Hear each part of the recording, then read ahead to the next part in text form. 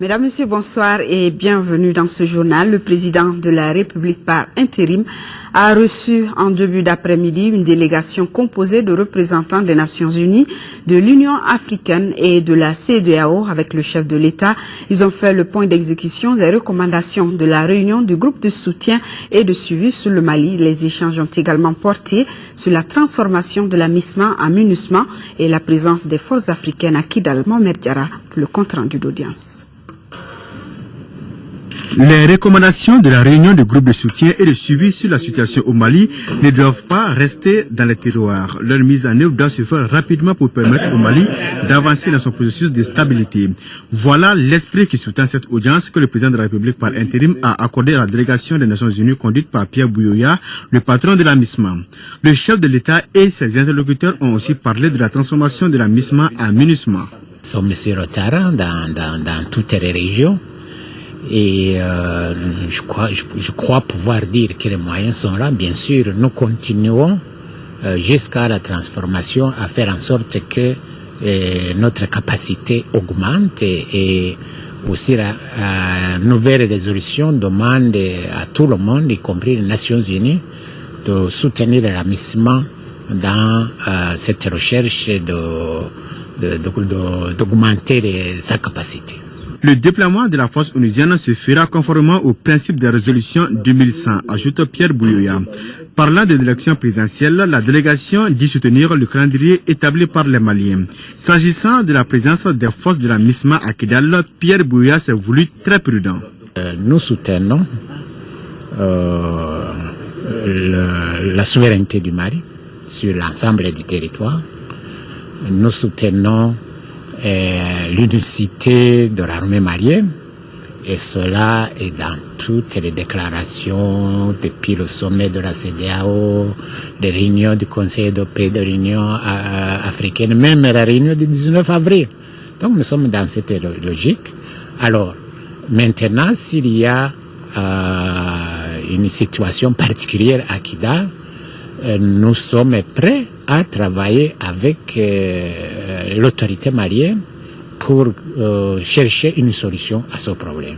Une solution dont la clé serait entre les mains des autorités maliennes. Et nous restons avec le président de la République par intérim qui effectuera demain samedi une visite en 5e région. À quelques heures de cette sortie donc, les préparatifs vont bon train et les populations se mobilisent pour réserver au professeur Dioncounda Traoré un accueil chaleureux. La délégation présidentielle se rendra dans les villes de Mopti et Konna, nous précise Yacouba Mega. La ville de Konna, chef-lieu de la commune rurale du même nom, avec 20 000 habitants, est située à 75 km de Mopti sur la route nationale numéro 16 entre Sévaré et Gaou. C'est à partir de cette ville, qui fut le front de la guerre contre les terroristes, qu'est parti le jeudi 10 janvier 2013 le signe de la libération du Mali, annonçant ainsi un changement d'époque pour les Maliens qui furent le peuple le plus heureux au monde. La visite d'État du président de la République par intérim dans cette ville de Konna, qui a été au centre de la terreur des envahisseurs et de la résistance patriotique de nos forces de défense, est donc tout un symbole pour les 29 villages et les 50 000 habitants que compte la commune rurale de Konna. Konna a été un déclic pour le Mali, pour Konna et pour toute l'Afrique. Nous, on ne peut pas oublier Daniel Boitieu. C'est le premier soldat qui est tombé, français qui est tombé à Konna. Le 21 février déjà, 2013, nous avions déjà pris le devant pour baptiser la rue Damien Boitieu. Toute la population de Konna se réjouit de cette visite du président de la République par intérim. Dioncounda Traoré mérite tous les honneurs car il a été le porte-bonheur pour le Mali qui est aujourd'hui libre de toute occupation. La commune urbaine de Mopti, par sa position de ville-centre entre le nord et le sud du Mali, aura aussi autant souffert des effets de la crise avec le déplacement de 40 056 de nos compatriotes des régions du nord vers la région de Mopti. 586 de ces personnes déplacées ont été accueillis sur un site d'hébergement à l'hôtel des chauffeurs de Sévaré qui fera l'objet d'une visite par le président de la République. Les contingents togolais et sénégalais, avec un effectif total de 1222 hommes, auront également tous les honneurs du président de la République pour leur soutien à la libération du Mali. Je vais lancer un appel à la population de Mopti de se mobiliser pour accueillir vraiment le président de la République par intérim dans la ferveur, dans la convivialité. La première fois que nous recevons le président de la République par intérim en visite officielle dans la région de Mopti, et les populations sont engagées à faire de cela un événement exceptionnel. En attendant, les organisateurs sont à pied d'œuvre et les populations se mobilisent pour faire de cette visite du président de la République par intérim un événement historique. Et justement, à l'occasion du déplacement à Mopti du professeur Dioncounda Traoré, président de la République par intérim, une visite, le protocole de la République invite à l'aéroport international de Bamako-Sénou le samedi 4 mai 2013 les membres de la délégation présidentielle à 7h, les membres des corps constitués désignés à 7h30. Le décollage de l'avion présidentiel est prévu pour 8h. À Paris, réunion des hauts fonctionnaires en prélude à la conférence du 15 mai des donateurs pour le développement du Mali, prévue à Bruxelles. Une délégation gouvernementale de 3 ministres participe à la rencontre. Il s'agit des ministres de l'économie et des finances, de la fonction publique et de la réforme de l'État et de celui de l'agriculture. Le compte-rendu de Makamfin Konati. La conférence de ce matin visait à réunir les hauts fonctionnaires des pays et organisations invités à la conférence du 15 mai 2013 à Bruxelles. Elle permettra de mieux préparer cette conférence des donateurs intitulée « Ensemble pour le renouveau du Mali ». Les discussions portaient sur le plan de relance durable du Mali. 3 interventions ont marqué la réunion de ce 3 mai. Il s'agit du plan pour la relance économique présenté par le ministre Tchéna Koulibaly, l'amélioration de la qualité des services de l'administration présenté par le ministre Mamadou Namouri Traoré, l'amélioration de la productivité agricole, la maîtrise des circuits de transformation et de commercialisation présenté par le ministre Baba Berté. Le financement total estimé pour faire face aux priorités du plan de relance durable s'élève à 2849 milliards de francs CFA. L'appui au processus de décentralisation pour un développement équilibré du territoire, la dimension régionale des réponses à la crise malienne, la facilitation des transferts des migrants, l'efficacité de l'aide et les mécanismes de suivi de la conférence sont entre autres questions qui ont meublé les débats. Cette conférence préparatoire regroupait tous les partenaires techniques et financiers du Mali. La Suède est engagée aux côtés du Mali pour la sécurisation de son territoire et participe pour ce faire à la mission de l'Union européenne destinée au renforcement des capacités de l'armée malienne. Actuellement, 25 officiers et 13 instructeurs suédois sont au Mali. Dans ce cadre, des informations données cet après-midi par la ministre suédoise de la Défense au cours d'une conférence de presse. Karin Estrom est au micro de Youssouf Diakité. La situation actuelle du Mali est un sujet de préoccupation pour l'Union européenne et en particulier pour la République de Suède. C'est pour cette raison que nous avons décidé de nous rendre sur le terrain pour constater de visu l'état d'évolution de la situation au Mali. J'ai eu l'opportunité également de m'entretenir avec les agences des Nations Unies à travers leurs diverses activités qu'ils mènent au Mali, et tout particulièrement une activité qui est d'une grande importance pour nous, qui est l'activité de déminage. Nous avons pu nous entretenir avec les acteurs de cette activité et nous avons constaté que tout se passait bien. La Suède s'engage en tout cas à être aux côtés du Mali et à apporter son appui au Mali sous diverses formes, sous la forme bilatérale, également sous la forme multilatérale, et à continuer à contribuer pour le renforcement des forces armées du Mali afin que le Mali puisse renouer avec la paix et la sécurité. J'ai eu également l'opportunité et l'insigne honneur de rencontrer Monsieur le Premier ministre ainsi que le ministre de la Défense, avec lesquels j'ai évoqué la situation actuelle et la bonne évolution que nous avons constatée et qui a été très encourageante pour nous.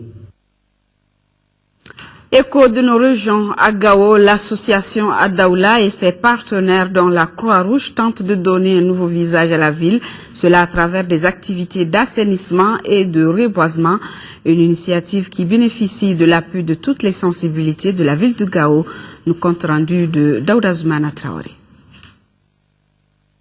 À travers ce programme, l'association Adaoula envisage d'assainir, d'embellir et de planter beaucoup d'arbres à Gao. Maintenant que la paix est revenue, les femmes veulent prendre les choses en main afin que la cité des Askia retrouve ses lettres de noblesse. Adaoula a impliqué pour la circonstance la Croix-Rouge, les jeunes patrouilleurs, les patriotes et des associations féminines de la ville. La symbolique du 1er mai rend hommage à la femme pour son courage depuis belle lurette. L'arbre également joue un grand rôle dans une cité. Ici, dans l'enceinte de ce CESCOM, avec des femmes encore qui se sont distinguées depuis le déguerpissement des mouvements terroristes de la ville de Gao, qui se sont livrés à des activités d'assainissement et aujourd'hui une activité de reboisement. Qui plante un arbre donne la vie. Pour le maire de la commune urbaine de Gao, Sadou Aruna Diallo, la voirie municipale et les femmes de Gao ont toujours œuvré pour une même cause. C'est pourquoi il les a exhortées à travailler dans ce sens et elles sont prêtes. Cette activité-là pour embellir la ville de Gao. Parce que durant 12 mois, la ville de Gao a été une ville triste, sans âme. Donc on a voulu embellir la ville. Les femmes de Gao ont remis des tableaux aux autorités partenaires, parmi lesquels le gouverneur de la région de Gao et le maire de la commune urbaine de Gao. Et à Gao, où le contingent guinéen arrivé sur le théâtre des opérations le 10 avril dernier a reçu la visite de son ministre délégué à la Défense. Abdoul Kabele Kamara est allé s'enquérir des réalités sur le terrain. Il a ainsi profité pour apporter le message de soutien du président et du peuple guinéen. Nous retrouvons Daouda Zoumana Traoré depuis Gao. De la valeur d'un groupement tactique inter-armes JETIA, le poste militaire de Nampala revient à la grande satisfaction des populations de la localité qui murmurent encore les stigmates de l'occupation des régions du nord du pays. L'arrivée de l'armée à Nampala nous a fait plaisir. Nous vous souhaitons la bienvenue. Vous avez quitté chez vous, vous êtes venu chez vous. Cela fait un bon moment. Tout était arrêté chez nous, même l'économie. Votre arrivée nous redonne confiance. Il est venu pour installer la paix et installer les civils dans les rangs endroits. On doit rester dans notre pays, on doit travailler pour notre pays. En plus de la tâche classique de sécurisation, ce poste aura en charge par des actions civilo-militaires de redonner confiance à cette population qui revient timidement.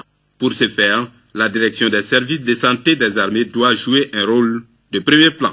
Nous avons effectué des patrouilles dans le secteur attribué au Chitasi pour surveillance.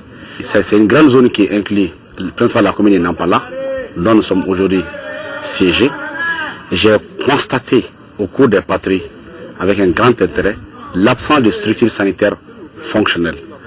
Toute cette zone, de Djoura à Nampala, de Djabali, de Drofri à Nampala, de Nampala à Fassala, de Nampala à Lagzine, de Nampala également à Zikini, sauf la ville de Nampala, il y a plus de 10 villages sur une ligne droite, partant de Nampala à Touladji, à Béji, qui n'ont aucune structure sanitaire fonctionnelle.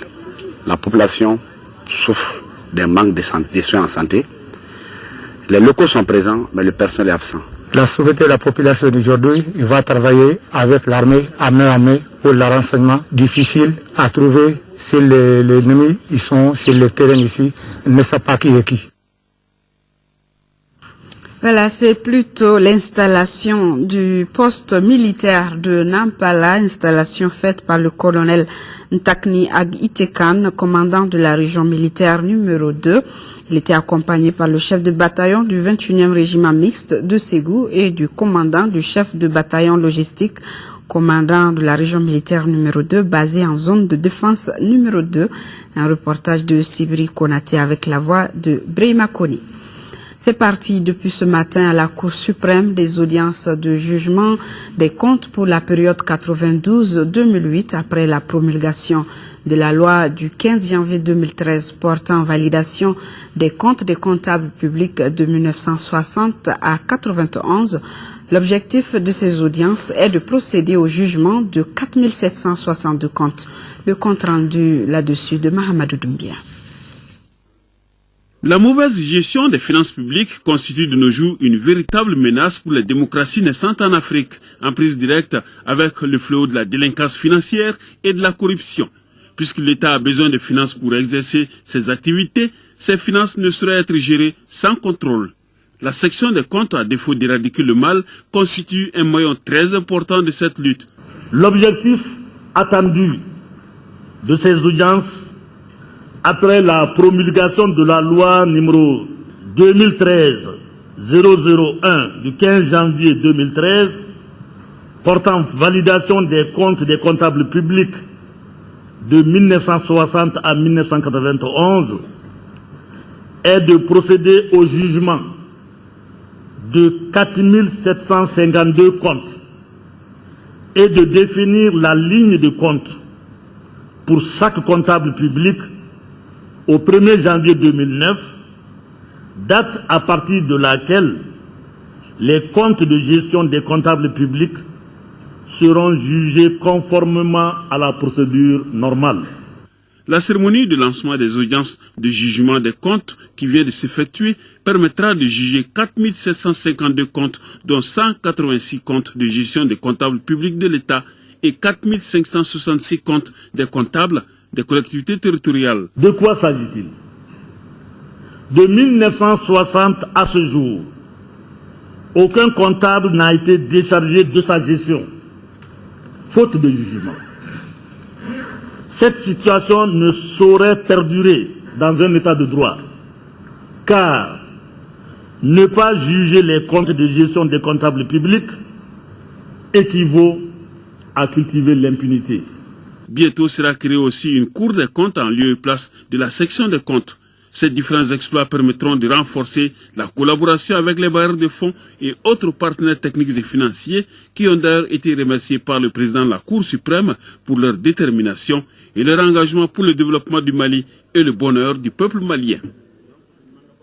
Dans nos prochaines éditions, le président de la section des comptes de la Cour suprême, Kouloussama Goïta, nous édifiera davantage sur ces audiences. Parler sans crainte, assurer la liberté d'expression dans tous les médias, c'est le thème de la journée internationale de la liberté de la presse, célébrée chaque 3 mai.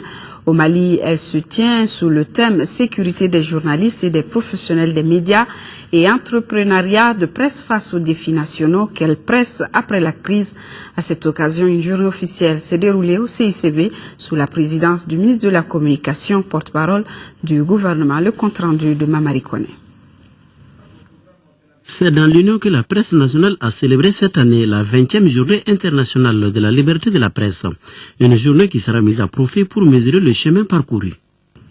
Nous avons voulu, par cet élan d'unité confraternelle et de convergence fraternelle, montrer que notre pays, singulièrement dans sa situation actuelle, a besoin de tous ses fils pour se remettre, mais aussi et surtout besoin de synergie, de dialogue, de communion, de convivialité, pour panser les blessures, afin de recoudre les flétrissures, pour apaiser les passions, rebâtir la paix et réconcilier ses enfants.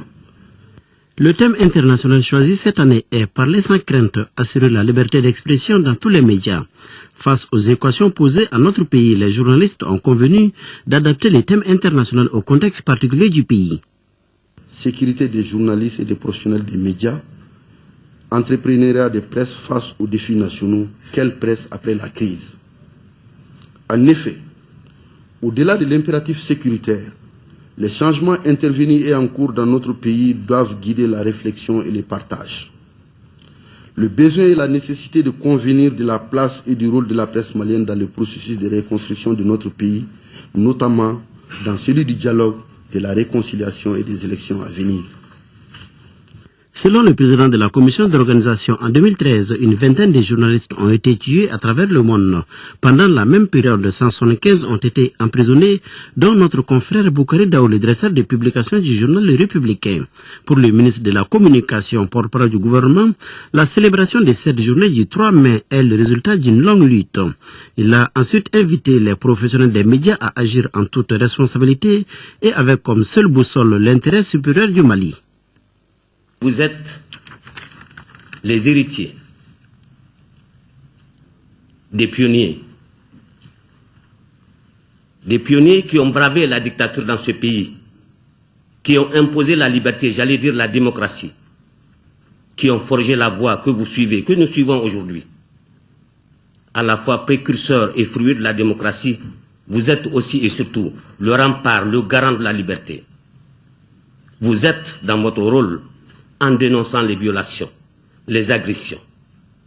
Toutes choses qui, nous espérons, appartiennent au passé dans notre pays. Mais je vous le dis tout à l'heure, vous êtes aussi dans votre rôle en cultivant la paix, la réconciliation, le dialogue. Ce faisant, vous serez les bâtisseurs de ce pays nouveau, du Mali nouveau. Vous en êtes capables, c'est possible. La mission est à votre portée. Nous avons besoin de la plume patriotique, de journalistes engagés. Après la cérémonie d'ouverture, le ministre de la Communication, porte-parole du gouvernement, et ses collègues de la culture et celui de l'industrie et du commerce ont visité les stands consacrés aux différents titres de la presse écrite, ainsi que l'espace aménagé par l'AGETIC pour permettre aux journalistes de couvrir les activités de la journée. Ils se sont ensuite prêtés aux questions de la chaîne 2 qui assure la retransmission en direct des activités de la journée. Un autre panel de cette journée dédiée à la liberté de la presse a été cette conférence débat. Au cours des échanges, les participants ont mis l'accent sur la réconciliation nationale, les médias et le pouvoir politique. Adama Kodjo. Journée internationale de la liberté de la presse, 20e édition célébrée dans notre pays sur fond de crise, d'où l'importance du thème du premier conférencier, à savoir paix et réconciliation, rôle de la presse. Il y a eu des choses terribles dans ce pays, et dans leur ampleur, et dans la durée, et dans le côté macabre. Mais si tout cela, la presse n'aide pas à dépasser cette situation, mais nous n'aurons plus un pays digne de ce nom. Dialogue et réconciliation pour la paix et la cohésion sociale, il en a été beaucoup question lors de la conférence de presse, et la vice-présidente de la commission Dialogue et réconciliation de solliciter l'accompagnement des hommes des médias afin de réussir la délicate mission assignée à sa structure. La communication, l'information vient en amont et en aval. Si on ne revalorise pas, il faut que les gens qui sont là-dedans se revalorisent. Et pourquoi? Comment on peut revaloriser une profession? Quand on ne vous reconnaît pas, vous vous faites reconnaître. Comment? À travers un professionnalisme avéré. On joue continuellement notre rôle et on essaie d'être le plus crédible possible. Jusqu'à présent, il y a des journaux, il y a des radios, il y a des télévisions et des professionnels très crédibles encore au Mali, même si on a assez d'ivraies aussi.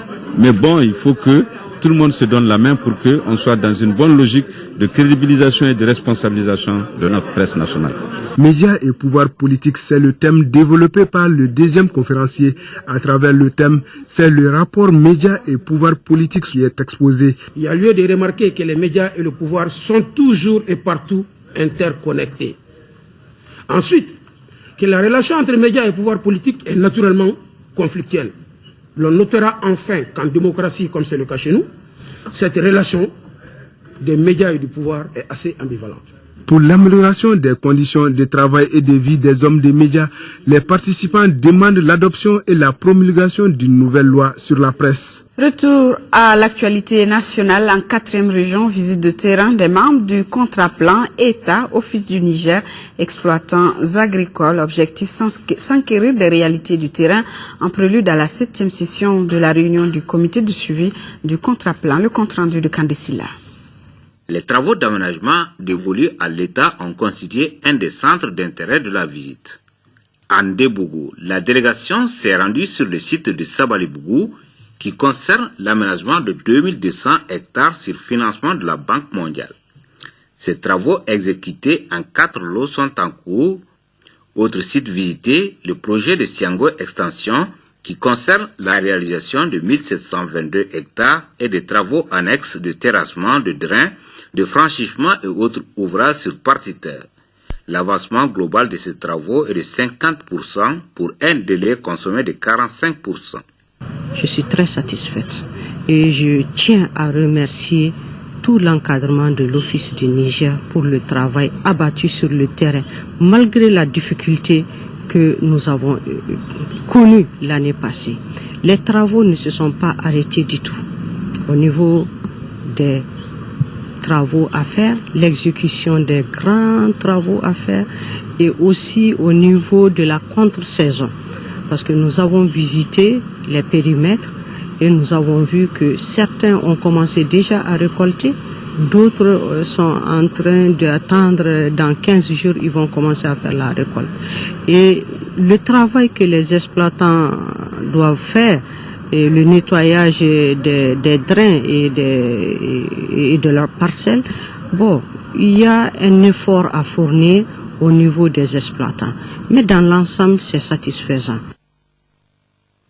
4 milliards de francs CFA, c'est le montant indispensable pour mener une lutte efficace et radicale contre le trachome au Mali. Un projet de 5 ans qui interviendra dans 32 districts sanitaires vient de voir le jour dans ce sens. Il s'agit du projet Hilton d'élimination du trachome au Mali. Cérémonie de lancement suivie par Abdrahman Mega.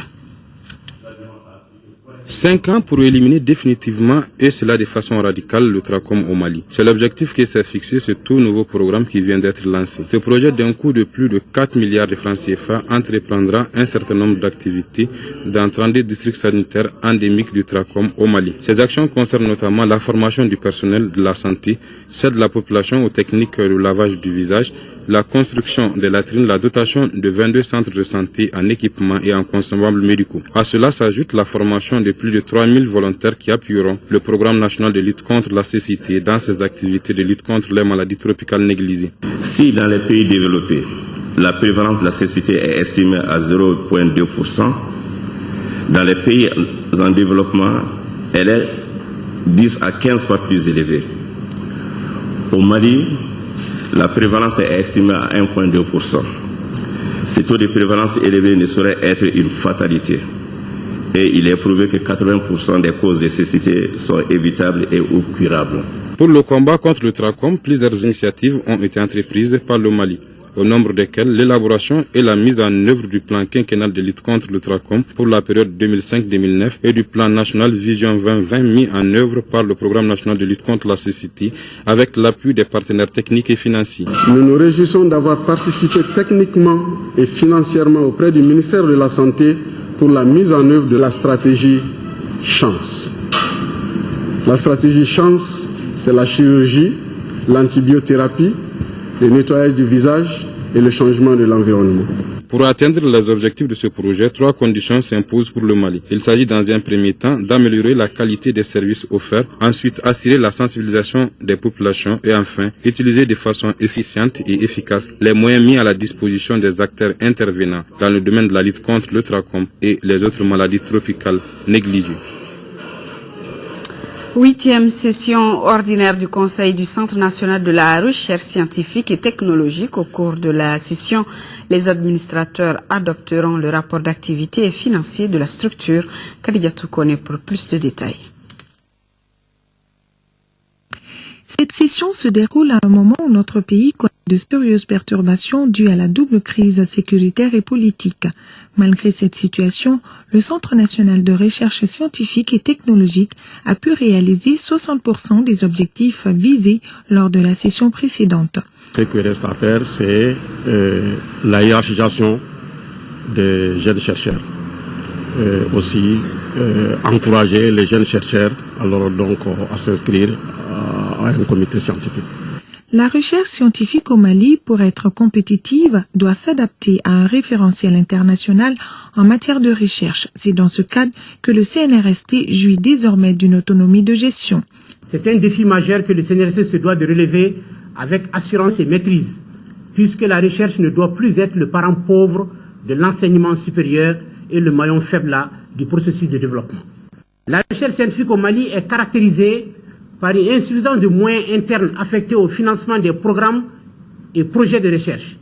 Un partenariat peu développé entre les structures de recherche et d'enseignement supérieur, une faible valorisation de la production scientifique et une faible articulation avec les priorités nationales de développement économique, social et culturel. Le représentant du ministre de l'Enseignement supérieur et de la Recherche scientifique exhorte les participants à procéder à une bonne analyse des documents afin que sortent de cette session des résolutions pertinentes pour la réussite des activités du centre.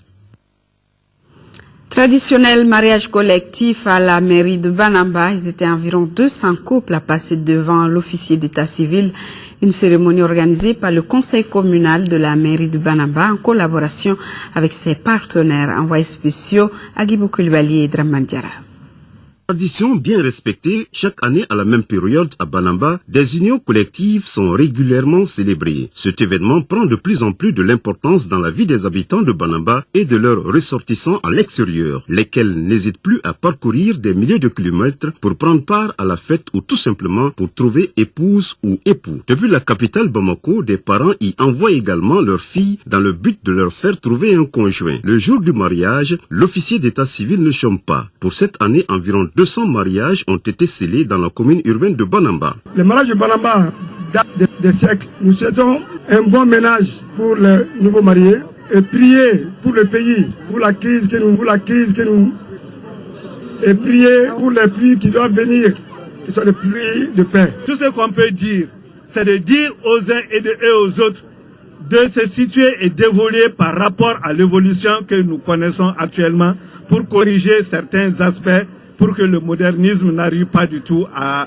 transcender ou bien à mettre un peu dans le nuage cette belle tradition que nous connaissons depuis très longtemps. Au-delà de l'aspect festif, l'événement a également un relent économique. Chaque année, à la même période, on assiste en effet à un boom économique à cause de l'afflux des milliers de personnes. L'autre motif d'insatisfaction du mariage collectif de Banamba, c'est la préservation de certaines valeurs sociétales. Il est possible de donner une dimension nationale à ce mariage collectif de Banamba. Pourquoi ne pas insérer cet événement dans un programme touristique et culturel du pays? Las Vegas, au Nevada, aux États-Unis, n'est-il pas devenu célèbre pour ses mariages délirants et insolites? Des milliers de couples choisissent justement cette destination pour y célébrer leur union. Le phénomène assure du coup prestige à la ville avec retombée son fulgurant développement touristique.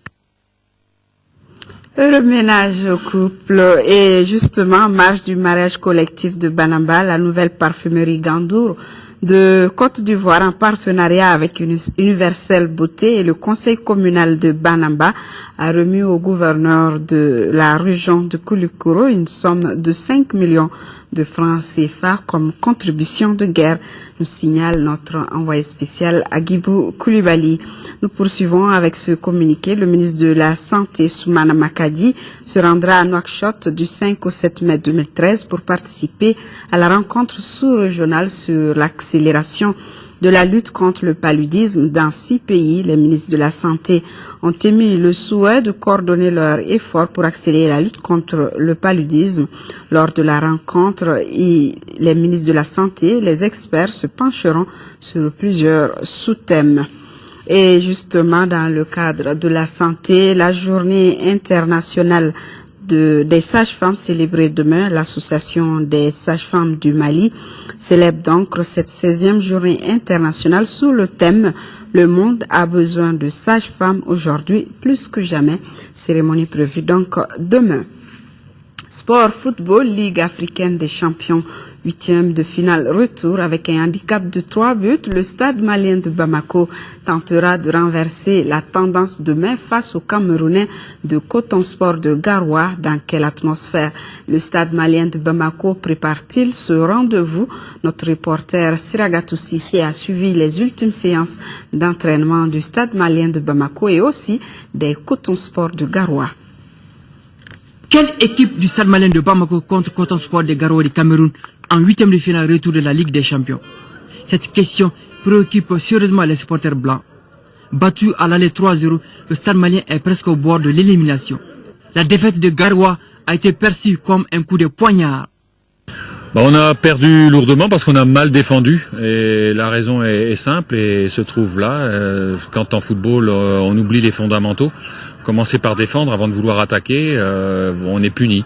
Puis bon, il y a eu quelques décisions arbitrales qui n'ont pas été forcément favorables au stade malien, ce qui a fait qu'on a perdu 3-0. Mais bon voilà, je suis convaincu que mon équipe peut mieux faire, elle doit mieux faire. Rattraper le retard de 3 buts demande du sacrifice. Le stade malien doit faire face à la pression ce samedi. Le billet de la phase de poule est loin d'être acquis pour le stade malien de Bamako. Les Blancs sont condamnés à l'exploit. Et je suis convaincu que les garçons ont à cœur effectivement de passer ce tour, qui est très important, qui est très attendu par le public sportif malien, qui je pense qu'ils sauront faire l'exploit. En cas de qualification, cette génération entrera dans l'histoire par la grande porte. Il s'agit pour le stade malien de Bamako de se surpasser, serrer les lignes, priver les Camerounais de ballon et surtout se montrer réaliste devant les buts adverses. Condition sine qua non pour accéder en phase de poule de la Ligue africaine des champions. Un rêve nourri par les dirigeants du club. Du stade Modibo Keïta, on prend la direction du stade Wenzel Koulibaly pour assister à un des entraînements de Coton Sport de Garoua du Cameroun. Ici, les visiteurs révisent les schémas de jeu possibles à appliquer samedi. Sûrs de leur force physique et mentale, les Camerounais se disent prêts pour confirmer le résultat d'il y a 2 semaines. Quand il y a un deuxième match à jouer, il faut qu'on prenne le match le plus sérieusement possible. Mais la qualification, ça sera à la fin des 90 minutes de samedi. Donc c'est vrai qu'on a fait la moitié du chemin pour nous, mais on vient ici en venant confiant parce qu'on a gagné 3-0 au match aller, mais très prudent, avec beaucoup d'humilité. On sait ce qu'on a à faire. Stade malien de Bamako, Coton Sport de Garoua du Cameroun, c'est ce samedi à 18h au stade Modibo Keïta. Un match dirigé par des arbitres ivoiriens. Voilà, très bonne chance au stade malien de Bamako. Fin de cette édition. Prochain rendez-vous de l'info demain 13h. Une présentation de Mohamed Touré. Je vous retrouve pour le rendez-vous du soir à 20h. Merci, bon week-end et bonsoir à tous.